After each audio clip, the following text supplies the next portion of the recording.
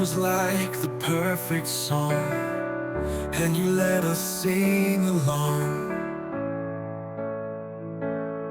Now you're gone, but your spirit soars in our hearts forevermore.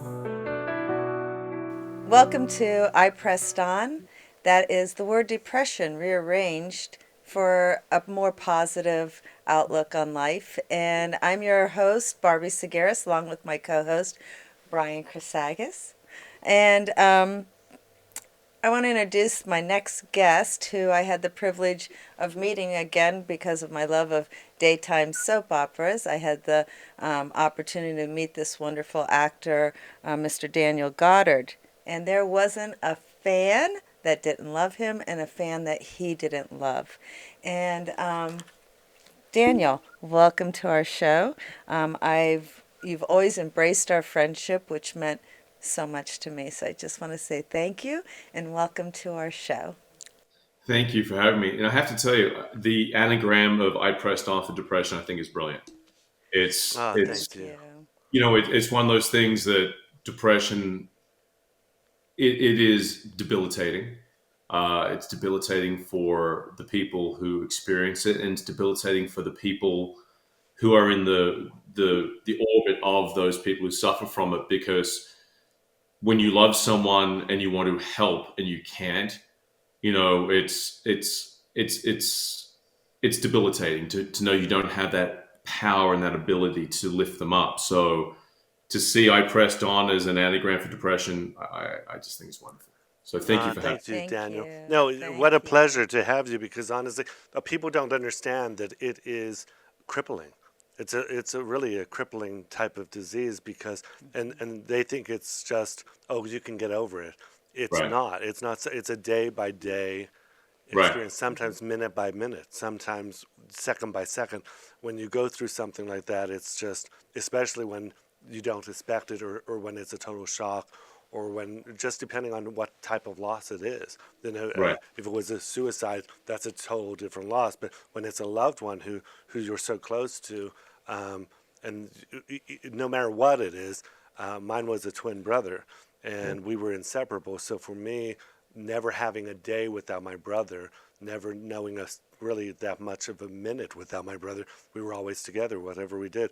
So it's in 40 years of ministry together, 55 years of life together in the womb. And, you're just it's almost crippling to be without him. So I'm honored that you would join us and that thank you you. actually get this. So Yeah, thank you very much.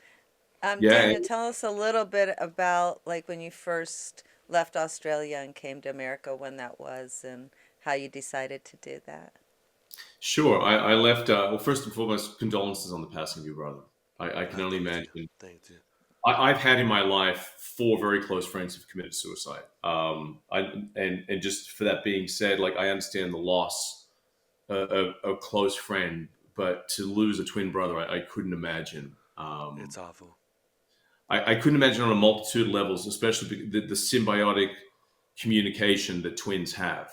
To Yes. lose that and to have that void where you can no longer exist in that level of understanding and surety that twins have. So my deep condolences for that. Well, thanks. Hmm. Because it was like it was a total shock because I didn't see it happening, and if I saw that he was sick, I would have. But it was a blood clot that hit him, and he ended up in my arms. So he died in my arms. So it's just been Oh, one struggle after another. But I've also seen people who I have how do you say more sympathy and more empathy for people who have lost their loved ones. right, And we're talking to several people who lost their loved ones through suicide, and that right. is I couldn't even imagine that either. So once again, I'm sorry for your friends Yeah, too. I appreciate that. I do very much. So, Barbie, to answer your question, I left Australia August 19th, 1996. Um, and I left Australia because I wanted to I wanted to explore outside of the confines of what Australia had to offer. I was acting in Australia. There was not a lot of work there. So I decided to take the big leap, as a multitude of people have done around this world, and Hmm. come to America and see what it had to offer. I love this country deeply. I am a citizen now of this country. I have, Okay. Congratulations. thank you. It's something that is very dear to my heart. I have, I talked to a lot of Americans, especially through this last political cycle, and I don't want to discuss politics, but just in general, people would say to me, you know, why do you care about American politics? And I said to those people, I said, I care more than most Americans do because you had the privilege of being born here. Yes. I moved here because I believed in the American dream. I believed in what this country has to offer. I believed in what this country stands for and stood for and will That's keep beautiful. standing for. So to me, I have a very deep vested interest and love of this country. And I have my wife is American. I have two boys. They're teenagers now. They're American. And so to see this country move into move into a place where the future of Americans and immigrants who move here that believe in the American way of life and the American dream, it's very important to me. So that being said, I moved here. It was a culture shock. Although I spoke English, we grew up on American TV. It would not be as much of a culture shock as if I had to learn the language. And I'd moved here from a country where English was not a first language. It's been a very interesting journey, but I got here. I booked a show. I couldn't get a job as an actor for a while because I had a very heavy Australian accent. And the Australian accents were not popular at the time. You had to be British or Irish, you can get a job. So I ended up booking this show called Beastmaster, um, and it was from 1999 to 2002, which ironically shot back in Australia for US TV, which was a great return to go back to Australia with the job. Then when that ended, I came back. I did some independent films, some guest stars on TV show, and then I booked Young and the Restless in 2006, which ran all the way through to 2020. Yeah, you were So on it for 12 years, weren't you? yeah, I started November 28, 2006, and ended I think like January 2020. Now, with So that, can you tell us, because we were talking a little bit beforehand, before we started filming, but you went through a bout of depression, and what led up to that during that time after? Was it after the show was over, or was it during the show, or? well, it's interesting. I think that actors and depression kind of go hand in hand. Um, I mean, I'm no longer acting for a variety of reasons, but Do you think you'll most get back into it, or? most likely not. Most likely not. I think what happens with actors is that actors have they're seekers. They're Yes, seeking some part of themselves, or they're highly emotional, or they're highly sensitive, or they're highly analytical. And what ends up happening is you end up becoming this. I don't use the word puppet in a derogatory sense, but in essence, you're a puppet. You're told yes, what to wear. You're told what yes. to say. You're told how to move. Um, Your and as, value is based on if they liked you or not, instead of your value finding value in yourself. well, exactly. And I'm talking about once you actually book the job. So Yes, what you're bringing up here is prior to that. Like I probably had between 70 to 100 auditions that I didn't get the job. And when you get an audition, it generally will come from your agent and it'll say, here is the character. It looks like this, they're this height, this look, and you'll go, okay, that's me. And then you'll get the piece and you'll learn the piece and you'll go and do the piece and you'll get the feedback, you'll make notes, you'll make adjustments. And you can generally tell with the casting director in the process if you do well or you don't do well. You move forward to the next round. It's like a talent competition. You meet the producers, you go through a couple of producer sessions, then ultimately you go to the network or to the studio, whatever the project is. But during the entire time, you have no control. You have no power yes, over anything other than how you carry yourself. yes. And until you start to learn that, you find that you're constantly hoping that you live up to a standard that you don't even know what the standard is. You don't know anything other than I look right on paper. I look like I could play this role. I look like I can do this. If my work is good, I will get the role. I can get this Yes. job. And then ironically, you'll see when they cast somebody ultimately, you go, well, they don't look like me. They don't sound like me. They don't act like me. So the question is, was it me? Did I do something wrong? Did I Yes. fail? And then you start to it happens again and again and again and again and again. And then you start to question, why am I doing this? What is my value? You start to whittle away at the thing that makes you who you are. Because ultimately, we're all individuals. We're our own worst enemy and best friend. And what happens is you start to say to yourself, maybe I should change. Maybe the way I am isn't right. Maybe I'm not being accepted for who I am. So then you Yes. start to shift who you are. Maybe if I'm more like this, maybe if I'm more like that. And then Yeah. you ultimately start to strip away from you your own identity. And then you say, well, who am I? That's So then beautiful the you, way you said It, that. yeah. If Young and the Restless called and asked you to come back, would you? I'd go back for the fans. That's the only reason I would go back. Mm. I think, look, I'm a great believer now in things happen when they happen because they're meant to happen. You can call it God's will. Mm-hmm. Um, you know, which I think talking about loss and depression, it takes you a long time to get to the place where you accept that because you were talking about the passing of your brother, and it's very difficult to say, well, this happened because it was meant to happen. Yeah. This happened because Yeah. it was God's will. Because that can make you say to yourself, well, why would God do that?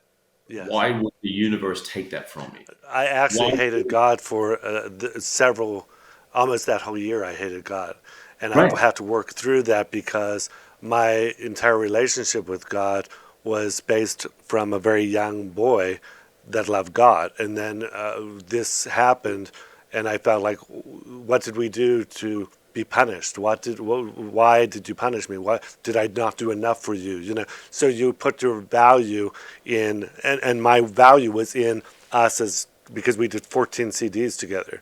Okay, we right, did everything we did was together. So my value, like you said about acting, my value was in my twin. So I had to right, find who I am right, instead of valuing, okay, this is who I was. Now I have to reinvent myself so that people will like me a different way or that God will be pleased with me. And it's a sick way of looking at it. But once your value is only in that certain thing, like an acting role or my twin and me, um, our value has to be in ourselves. And that's really where we have to get to. Like that song of Whitney Houston's, "The greatest love of all is in you." You right, have to Right. find yeah, that love You love inside you. right, yourself. right. And I think what to that point, I have a couple of friends who are twins, and I've always seen that in their darkest moments, they turn to each other. We did. And, and it's You one of those. understand it. Mm-hmm. Yeah, I very much so, and I kind of always wondered because I'm a great searcher of I'm a psychologist at heart, and I'm a very analytical person, and I like to analyze and understand things. It's like I understand mechanics and structure because within that there's certainty.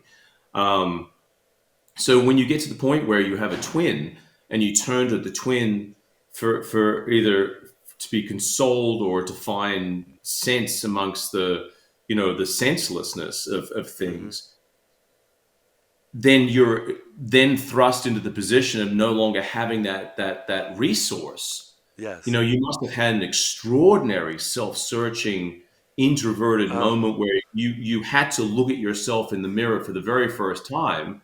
No absolutely. pun, yeah, no And pun only intended. see one. Yeah. And And when I understand see, and the amazing thing is when I look at myself in the mirror, I see him. Okay. So well, it's that's like Bobby. I can't Bobby ever knows escape it. well. Yeah, you have your twin. That's your mirror, and now you Yes. have the mirror, which is your twin. So Yes. you have had to go through this entire shift of consciousness. Absolutely. So and then as you say, you took a I'm year. gonna I'm gonna pay you for therapy. How's that? I'm gonna lay down on your couch and you can. That's your Well, new I will say role. this: I do enjoy. I spent a lot of my life being introspective and trying to understand the cause and effect of outcomes and circumstances. So, and that then pivots into the depression side, where depression is one of two things. It's either chemical or it's circumstantial. Yes. And I think that if you're dealing with chemical depression and you have a lack of serotonin, and your serotonin doesn't cross the brain barrier the way it does most people who are on SSRIs, Prozac was explained to me at one point where, there's a horse in a buggy. In the buggy is the serotonin, and it's going along, and it gets to a bridge, and the bridge is out, and the bridge Yes. is the brain barrier. So the bridge is out. It can't cross That's very into the good. brain Yeah. and deliver it. So what happens is the Prozac or the SSRI basically builds the bridge that allows the serotonin to cross the brain barrier and enter into the brain. So if you're dealing with a chemical issue, then it's completely different, I think, to circumstantial, where you've never been depressed, you don't know what depression is, but then some catastrophic or cataclysmic event takes place that strips you of your self-worth or your identity. Yes. You Yep. lose a loved one, you lose your job, you lose your way. It's different. So I think Yes. the imperative thing when we talk about depression is to understand what is the root cause of your depression. Boy, Because you're good. Yes. Good. you can't heal the depression, you can't conquer the depression until you Yeah. understand the construction of that depression. Yeah, because I Mm-hmm. honestly, it's a year and a half out, and honestly, I'm still there's just so much going on in my mind. And Right. the sad thing was, he was this. We were in a private school, so we were the only two graduates of that school. So he was the valor, and I was the dunce. Okay, so for a lot to be going on in this head now, there- Right. it's funny.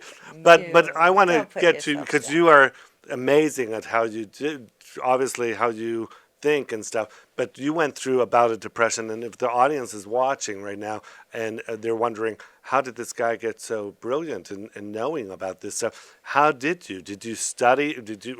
Because you went through Yeah. How did you press several on? suicidal Right. People in your life, and then did Yeah. you press on through it? Look, I still battle with depression. I think most humans battle with depression to some form, and I think the number one for me, the number one cause of depression is a feeling of a lack of control.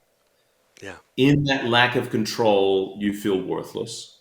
In that worthlessness, you then feel like you're a victim. That's very Once good. you once you adopt a status of victimhood, then depression soon follows. Oh my gosh, that's very good. Actually, I'm going to agree with you on this. Uh, I left the area that I was born in. Okay, I Right. was born in Ohio, and because I was so well known there with my brother, and we were like two celebrities singing all those years, I had to leave because I couldn't associate myself with that, and I had to leave. And one of the reasons was because I saw myself becoming a victim of my own mentality. Okay, Right. so I didn't want to be identified with my pain. I wanted to find myself before I reemerged over there, because, like you said, it becomes part of you. And for me, and many people like you, if you had somebody that close to you, there's a part of us that hold on to that identity now of pain and depression, because that's the part that's still alive with them, or part of, that still is part of them in my life. So I Yeah. don't want to let it go, because that's the only part I have of them. Does Right. that make sense? That makes complete sense. And the extension of that too is that in those moments you feel alive in a way where, as Yes. negative as it is and as damaging as it is, there is a, yes, I'm depressed, but right now I'm conscious of my existence. I'm no longer just in like just being blown around in the current of life, and it's like I'm alive. I feel things. Like I know people that are very negative, Yes. um, and their negativity and their complaining has become their mechanism by which they Way prop of themselves. life. Their way of life. And what Yeah. happens is, for example, like someone who's negative will look at something and go, oh, that's dumb. That's stupid. Yes. That doesn't make any sense. He's a fool. She's a fool. But by doing that, what they're attempting to do is prop up their own value. I'm That's not very like good. that. I'm Yeah. not as dumb as that person. I'm smart. I'm Yeah. successful, even though they may not monitor or score their success on general using general mechanisms of scoring it, like financial success or family success or some form of some quantifiable device. They're doing it in order to elevate themselves.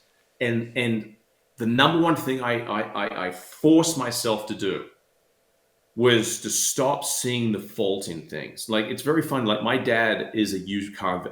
My dad's 94. He was professionally, he was working, was a used car valuer. Now, what I think is interesting about this in human psychology is to value a car, to put a price on it, you find fault with the car. You don't Yeah. find the positive with the car. So you don't look at a car and say, well, it has all these amazing things about it that are fantastic. They tabulate to being worth this much. You go, here are all the things wrong with it. Therefore, you say, if it was brand new, it would be worth this. We now will subtract that from it, and now we know it's worth, Wow. Mm, right? And Wow. right. that to me, when I realized this, I realized growing up, I experienced that not by intention. It's just he's wired that way. So when you Yes. say someone's a negative person, it's almost like they're wired that way to see fault. But you'll see other people go, God, they're always happy. They're always positive. No matter what happens, people always go, it's a beautiful day. And you're like, no, it's not. And you go, yes, it is. Birds are chirping, the sun's shining. And you're like, how can you be so happy? Because that's the way they're wired. So I That's think right. once you get to the point where you say, okay, I need to step back and look at who I am as a human being. Yes. How do I approach things? When I look at something, do I see the fault in it or do I see the beauty in it? Boy, is Now, that Is good. that the advice you give your two that's the sons? They're advice I give my kids. teenagers now. It comes down to when you look at something, if you're a person that goes, this is what's wrong with it. Now, it's great if your job requires you to be a fixer. Yes. If that's not your job, then you bring that into your relationships. When you have your partner, you say, well, this is what's wrong with them. It's not what's great about them, what's good about them. You know, everything. And then you bring that back to yourself. Here's my problem. Like, how many times have you got like a pimple and you're about to Yeah. do a podcast and all you see is the pimple, big Right. pimple, That's right. big Absolutely. pimple. And you're like, oh my God, I look horrendous. And no one goes, like, no one even looks at it. They It's your see focus. It's you. You have to it's change your Your focus. focus.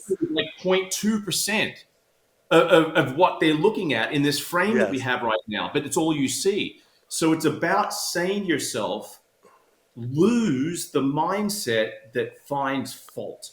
That's powerful. I'm going to tell you, we need to get you back because Yeah, we're 'cause out of time. But you are so powerful because you helped me. Because every time I turn on the TV set and I see Joel Osteen, I want to slap him at this point. But I won't do that anymore. Okay. But we Just touching upon the Joel Osteen thing. I mean, you could argue, I get where you're coming from, and you see he has these mega mansions and they're mega this and they're mega that. But underneath all of that, you could probably say greater than 50% of the people are disciples of him have had a better life because of that discipleship. yes. Oh, You I know, agree. I agree completely with you. It's true. so what's your next in a few words, your next adventure, your next step in life? Where is it going to take you? Ironically, I have a consulting company. It's called Under the In, which is short for Under the Influence. So it's underthein.com. We launch brands. We consult on brands that have pain points. We run social media for companies. We build That's awesome. websites. email campaigns, etc. And it's been a wonderful experience because I look at people's pain points and I say, okay, what's the pain point you're suffering? What are you experiencing? And everyone can describe their pain point, but they don't know how to get out of their own way to fix it. That's And I beautiful. look at it with fresh eyes and I can say, I see how to get out of this dark forest that you're trapped in. I see how to escape Yes. and let me get you to where you want to go. So I under love the that. Yes. We are going to have to get you on another show because we could talk to you for hours, and I really want to get in touch with you. But we like closing with something very positive, and this is what it is. This is a quote: "Don't. It doesn't matter where you begin the race, but it's how you end the race." Amen. Would you agree? Amen. Amen. And let me give you another one. Man cannot discover new oceans until he has the courage to lose sight of the shore. Oh, I love that. Oh, thank you for You're that. my new psychiatrist. I'm I'm going to put you on speed dial there, Daniel. I love it. We'll be It's been a talking pleasure talking to soon. you both. Love you, Very much. Daniel. All right, God lots of bless love. you. God bless Thank you Take so care. much. Bye-bye. Thank you. Before we leave, I just want you all to know thank you so much for joining us, and keep on pressing on. For more information about I Pressed on podcast, visit chrisaugustministries.com. Find out who our next guests will be, as well as airtimes and dates. Please consider making a donation. Your donation helps fund all of the ways we spread God's word and testimony.